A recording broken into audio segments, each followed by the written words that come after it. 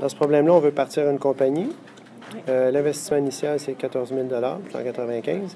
Donc, ça, c'est notre ordre. exactement. Donc, on va placer ça ici. Tiens, je peux même le descendre un peu plus, c'est plus juste. Puis, on a 14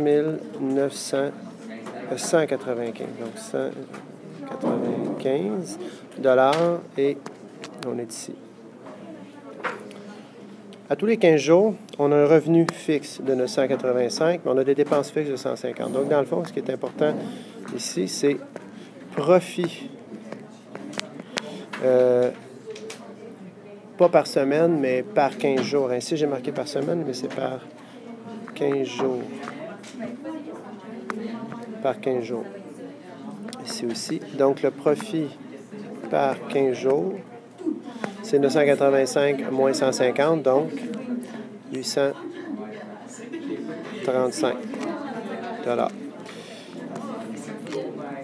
Au bout de 15 jours, on a monté de 835 $ dans l'argent qui est dû.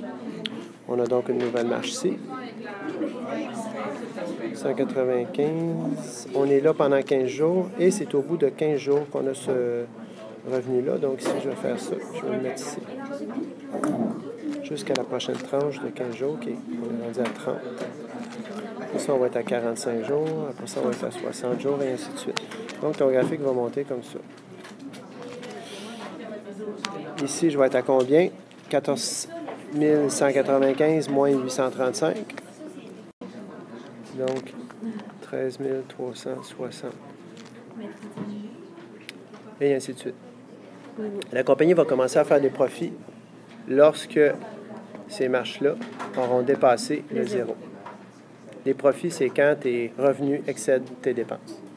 Puis, on considère que l'investissement initial, c'est une dette. Donc, lorsqu'elle aura remboursé ses dettes, ça commencera avec de l'argent réel. OK, on va continuer ici. Alors là, si je vais analyser ma fonction, je vais chercher mes paramètres. A, B, H, K. H0, K moins 14 195. On est dans le moins ici, j'aurais dû mettre des moins. Le A vaut combien? C'est des bons de 835.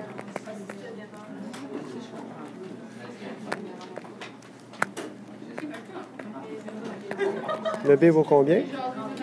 15, c'est aux 15 jours.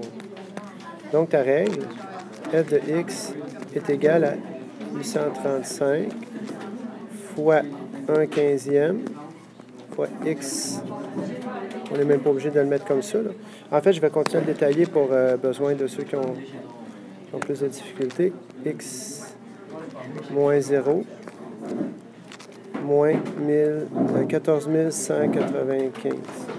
Alors, si on réduit la règle, on a f de x qui est égal à 835 fois x sur 15 moins 14 195. À partir de là, on peut travailler.